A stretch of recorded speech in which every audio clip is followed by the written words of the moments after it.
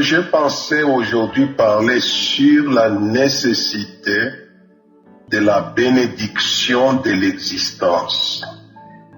Souvent, nous ne savons pas que Dieu a confiance dans la bénédiction. Et nous avons besoin d'avoir la même confiance dans la bénédiction comme Dieu a confiance dans la bénédiction de l'existence. Et si nous apprenons cette leçon, ça va nous apporter gros à notre vie de la foi. Exister, c'est une chose, mais la bénédiction de l'existence en est une autre. Si on n'apprend pas à bénir l'existence, nous passons à côté des choses liées à la bénédiction de l'existence. Quand Dieu crée l'homme à son image, quand bien même l'homme est créé à son image, Dieu savait que cet homme et cette femme qui étaient créés à son image avaient besoin de la bénédiction. Les chrétiens peuvent être de nouvelles créatures créées en Jésus-Christ pour les bonnes œuvres que Dieu a préparées d'avance afin qu'on puisse les pratiquer. Mais ils ont besoin de la bénédiction de l'existence. C'est à quoi j'aimerais convier tous ceux qui existent en Christ à la bénédiction de l'existence. Si Dieu l'a fait, nous pouvons le faire aussi. Si Jésus l'a fait, nous pouvons aussi le faire. Et le message que j'apporte aujourd'hui à l'Église, il est pour moi fondamental. Il doit devenir une réalité dans la vie de l'Église. On doit bénir l'existence pour que cette existence puisse s'épanouir dans le bonheur. Dieu, en créant l'homme, comme je viens de le dire dès le départ, il avait créé l'homme et la femme à l'image de Dieu. Mais Dieu avait trouvé du plaisir à bénir ces êtres qui venaient d'exister. Lui-même, il est le Christ, selon les Écritures. Il est le Dieu béni éternellement. Si Dieu a besoin lui-même de la bénédiction, que dire des autres existences? D'éternité en éternité, qui est Dieu? Mais Dieu a besoin de bénédiction. C'est pourquoi il est dit de Christ qu'il est le Dieu béni éternellement. Et j'aimerais que ceux qui existent en Christ, même hors de Christ, jouissent de la bénédiction de l'existence. Dieu trouve du plaisir à bénir les choses qu'il crée. Il a toujours été comme ça. C'est que la bénédiction, c'est quelque chose d'extraordinaire, puisque Dieu a confiance dans la bénédiction. Et, quelle que soit la marche d'Abraham, la finalité de tout, Dieu avait béni Abraham avec serment. Vous avez besoin de la bénédiction dans votre existence. Il est très important dans votre appel. Vous avez besoin de la bénédiction. Et si vous voyez ce que Dieu a fait, il a dit à Adam et Ève, il est béni, soyez féconds, multipliez, remplissez la terre. Mais le diable n'a jamais aimé la bénédiction de l'existence. J'aimerais qu'on comprenne cela. Il y est votre bénédiction. C'est pourquoi vous avez tout fait pour que l'homme puisse tomber dans la malédiction de l'existence, en les conduisant à la désobéissance à la voix de Dieu. Si nous obéissons à la voix de Dieu, nous aurons droit à la bénédiction de l'existence. Mais si nous désobéissons à la voix de Dieu, nous plaçons, selon Deutéronome chapitre 28, à la malédiction de l'existence. Satan n'aime pas la bénédiction de l'existence. L'homme et la femme étaient bénis par Dieu, mais il avait tout fait pour détourner la bénédiction de l'existence de l'homme et de la femme, afin de les placer sous la malédiction. Et ça, c'est de la méchanceté, tandis que la bonté de l'Éternel nous bénit. Et ça, nous le voyons avec Dieu dans la première création. Mais quand nous voyons aussi dans la marche de Dieu avec Noé, quand Noé sort de l'arche, il est béni. Dieu a toujours béni l'existence. Si nous n'apprenons pas à bénir l'existence, nous allons passer à côté de ce que Dieu a prévu pour nous. Et si vous regardez, c'est bien de mettre au monde des enfants. Jacob avait mis au monde 12 enfants, mais ça ne suffisait pas. Il fallait que ces 12 enfants qui venaient d'exister par l'homme de la foi puissent être bénis par le Père. C'est pourquoi la Bible dit appuyé sur son bâton. Il est béni en vue des choses qui allaient arriver. Et Jacob les avait bénis. Donc nous devons apprendre à bénir l'existence. Mais Jésus aussi avait béni. Il a marché pendant 3 ans avec les apôtres.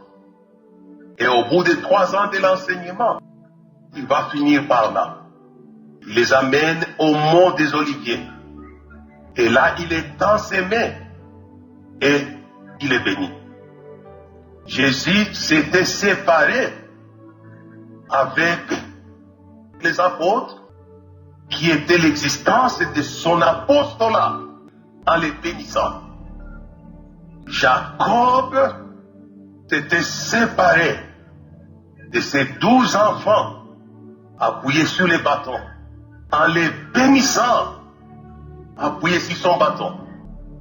Si je cite ces hommes de Dieu, j'ai cité Dieu, j'ai cité Jacob, j'ai cité Jésus lui-même, c'est que Dieu a une confiance dans la bénédiction. Nous devons lui emboîter les pas. Exister, c'est une chose, mais bénir l'existence en est une autre. Toutes ces leçons étaient apprises par les hommes qui nous ont précédés. Joseph était un homme de Dieu. Il avait mis au monde Ephraïm et Manassé. Quelle que soit l'existence d'Ephraïm et de Manassé, il n'avait pas la bénédiction d'existence. Il fallait qu'il les amène devant son Père pour qu'il puisse le bénir. Et il les avait bénis. Si nous négligeons la bénédiction, nous disparaissons. La Bible dit, ce que Dieu bénit possède le pays. Mais ce que Dieu maudit sont retranchés. C'est très important pour garder l'existence, la bénédiction garde l'existence selon les plans de Dieu.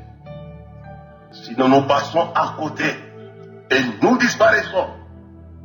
Il y a une puissance qui cherche à faire disparaître l'existence. Et c'est pourquoi nous devons contrecarrer cette puissance par la bénédiction. Jésus a existé par une voie miraculeuse. L'homme tout-puissant découvrira. Et celui qui naîtra de toi sera appelé le Fils de Dieu très haut. Ça ne suffisait pas cette existence du Fils de Dieu très haut. Il fallait que le Fils de Dieu très haut soit béni. Et c'est pourquoi on l'avait amené au temple. Il a été béni par un homme, Siméon, et une femme qui s'appelait Anne. Et toutes ces choses, je les dis pour comprendre, puisque l'Église passe à côté de beaucoup de choses. Nous devons marcher dans la voie de nos prédécesseurs. Cela était une introduction de ce que je voulais dire aujourd'hui. Mais je vais parler sur les 3 dimensions de la bénédiction. La première dimension consiste à la multiplication. Bénir pour multiplier. Et quand Dieu bénit Adam et Ève, il dit soyez féconds, multipliez et remplissez la terre. N'ayez pas peur de commencer quelque chose, que vous soyez 2 ou 3. N'ayez pas peur de commencer avec un peu d'argent. J'aimerais vous tourner vers les dieux, la bénédiction de la multiplication. Dieu a toujours multiplié par la bénédiction. Tel est Dieu. Connaissez bel et bien l'histoire de la foule qui était au désert en train d'être enseignée par Jésus-Christ pendant 3 jours, affamée. Et Jésus avait la foi dans la bénédiction de la multiplication. Et ça, c'est très important. On lui amène 5 pains, 5 poissons. Il leva les yeux vers la source de la bénédiction qui est le Dieu de toute éternité. Le ciel est la source de la bénédiction. Ne cherchez pas la bénédiction ailleurs. Levez les yeux vers la source. Jésus a levé les yeux vers la source de la bénédiction, de la multiplication. Vous pouvez lever les yeux et bénir ce que vous avez. Et je vous l'ai dit, ça va multiplier. Et quand Jésus l'a fait, dans la prière, la Bible dit la foule qui était, on peut dire environ des dizaines de milliers de gens, avaient mangé.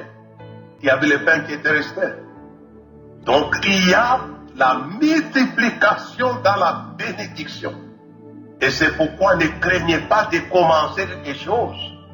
Et ne regardez pas plus que les autres qui ont de grosses églises, qui ont multiplié déjà. Nous disons gloire à Dieu pour eux. Mais j'aimerais que vous aussi puissiez multiplier par la bénédiction de la multiplication. Le problème, c'est la foi dans la bénédiction.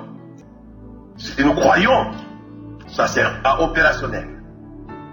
Ça, c'est la première dimension de la bénédiction. La bénédiction multiplie. La bénédiction ne diminue pas les choses, mais la bénédiction multiplie. Et Jésus l'a utilisé. Il n'avait que 12 apôtres moins 1, l'infidèle. Mais sur les monts des Oliviers, il avait béni les 11. Et avec les 11, il a rempli toute la terre des disciples. Ça fonctionnait avec Jésus. Des 11 à la multitude de la terre. Ça fonctionnera aussi avec vous. Et il y a eu la multiplication à Jérusalem. De 120 à 3000, 3000 à 5000. Il y avait une multiplication fulgurante puisque Jésus avait étendu ses mains en bénissant. Un petit échantillon. Apprenez à bénir vos petits échantillons que vous avez. Ayez la foi qu'il y a dans la bénédiction. La multiplication de ce que vous avez. Ne méprisez pas ce que vous avez, mais bénissez ce que vous avez. Et vous verrez que cela se multiplie. Ne cherchez pas la multiplication dans la propagande des choses charnelles, non. Elle est dans la bénédiction. Si Jésus l'a fait, nous pouvons le faire aussi. Son Père l'avait fait avec 2 individus. Lui, il l'a fait avec les 11. Mais son Père avec 2 personnes. Soyez féconds, multipliez, remplissez la terre. Et je crois que quand il était sur les monts des Oliviers, Jésus, en regardant les 11, il avait la foi de la multiplication dans la bénédiction. C'est pourquoi il a utilisé cela. Comme son Père l'avait dit. La même chose pour Jacob, qui n'était qu'un individu. Et il est parti avec la bénédiction de la multiplication chez Laban. Il était seul, mais il est rentré avec une multitude. C'est pourquoi quand nous allons dans les nations avec l'évangile de la grâce, nous y allons 2, 3, 4, 5 avec notre équipe. Mais nous avons la foi dans la bénédiction de la multiplication. Nous appelons le réveil. L'apôtre Paul commence l'église de Corinthe avec ça. Jésus dit, parle, il y a un peuple nombreux dans cette ville-ci. Il était là, humilié, insulté dans la ville. Une opposition farouche. Mais il avait la bénédiction de la multiplication. Et une grosse église est née. Quand j'ai commencé le réveil de cette ville de Lumbashi au Katanga, la parole que j'avais entendue du Seigneur il y a des années par là, car j'ai un peuple nombreux. Il y a la multiplication dans la bénédiction. Dieu a la foi. Nous devons avoir la même foi. Cela est très important. Ils l'ont fait, nous pouvons le faire aussi. Et c'est pourquoi apprenez à bénir. Isaac bénit Jacob, qui n'était qu'un individu non marié. Mais Dieu voyait Rebecca. Il voyait Léa et Rachel sur ce chemin de la base. Et ça, voyez un peu ce qui est extraordinaire. La bénédiction que Isaac avait prononcée sur Jacob était une chose de la foi, mais elle cachait des milliards et des milliards d'anges. Sur la route de Laban, à Bethel, là, à Bethel, puis Jacob était béni. C'est lui reposait des milliards sur la bénédiction, vous accorde des milliards de célestes d'anges. Qu'est-ce que c'est que les hommes de la terre? Qu'est-ce que c'est que l'argent de la terre? Oh, alléluia! Oh, alléluia! Oh, alléluia! Qu'est-ce que c'est? Qu'est-ce que c'est? Les choses de la terre. Si la bénédiction qu'Isaac a accordée à son fils bien-aimé, qui avait fait le bon choix, comme je l'ai dit dans d'autres messages, dans un autre message, des multitudes, dit Jacob vit. Le ciel ouvert, c'est quoi j'ai dit, la source de la bénédiction, c'est le ciel. Ce n'est pas la terre, c'est le ciel, notre Père qui est aux cieux. Ton Père, c'est la source de la bénédiction, de la multiplication. Tel est Jésus, sa foi. Notre Père qui est aux cieux, que ton nom soit sanctifié. Il est la source de notre Père. Et c'est pourquoi je crois très bien à ce que j'ai dit aujourd'hui. Que ce message va vous accorder la bénédiction de la multiplication. Puisque Isaac avait parlé, il a parlé les paroles de la bénédiction sur Jacob. Et moi, je parle les paroles de la bénédiction sur vous, ma soeur, qui m'écoutez. Si vous, mon frère, qui m'écoutez, ce sont les paroles de la bénédiction que je parle sur toi. Tu vas multiplier. Je te pose sur toi la bénédiction de la multiplication comme Isaac l'avait déposé sur son fils. Et je veux cela. Je veux que l'Église multiplie et remplisse la terre. Ce que Jésus dit, allez, faites de toutes les nations des disciples. Oh, alléluia. La bénédiction de la multiplication est à la portée de l'Église. Et quand nous parlons de cela, c'est pour qu'elle soit effective dans les villes et dans les nations du monde. Puisque Dieu avait parlé ici à Abraham, il a parlé comme je vous parle aujourd'hui. Oh, alléluia. Apprenons à parler les paroles de la bénédiction. Les gens passent le temps à parler des paroles de la malédiction. Non, non. Comment t'appeler à la bénédiction? Bénissez! Et je parle les paroles de la bénédiction. Comme Dieu en avait parlé sur les couples d'Adam et Ève. Et aujourd'hui, c'est une réalité. Il y a des milliards sur la terre, puisque Dieu avait parlé les paroles de la bénédiction. Extraordinaire. Extraordinaire. Devons parler les paroles de la bénédiction, puisqu'il y a la puissance de la multiplication dans la bénédiction. Dieu a eu confiance dans cela. C'est pourquoi il avait béni les couples Adam et Ève. Et cela s'est devenu une réalité. Et je crois à l'évangile de Christ, à la parole de Dieu. Je parle aujourd'hui sur la bénédiction de la multiplication de l'existence. Extraordinaire. C'est pourquoi j'ai dit à l'Église, parlez, bénédiction, parlez. Il en sera ainsi que la lumière soit la lumière vive. Parlez, bénédiction, à vos enfants. Parlez, bénédiction, à votre Église. Parlez, bénédiction, à vos nations respectives. Parlez, bénédiction. Alléluia. Oh, alléluia. Oh, alléluia. Dieu a parlé bénédiction sur les couples. Et moi, j'ai parlé bénédiction sur l'Église du Seigneur, sur les hommes de la terre. Puisque celui qui est en moi, c'est le Dieu béni éternellement, Christ. Il est la source de la bénédiction.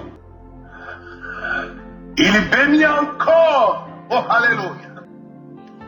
Il est le même hier, aujourd'hui, éternellement. Il bénit encore. C'est le Melchisédek qui avait béni Abraham. Il bénit encore. J'aimerais que dans votre pays, dans votre nation, dans votre continent, vous m'écouterez. Je vais parler aujourd'hui sur la bénédiction. J'ai parlé aujourd'hui de la bénédiction. Et ces paroles deviendront une effectivité sur vous. Que vous soyez seul comme Jacob. La parole est devenue des milliards d'anges sur lui. Que vous soyez deux comme Adam et Ève. Soyez féconds, multipliez, remplissez la terre. Que vous soyez 11 comme les apôtres de Christ. Ils ont fait des nations des disciples puisque Jésus les avait bénis. La bénédiction produit la multiplication. Il en sera ainsi, alléluia.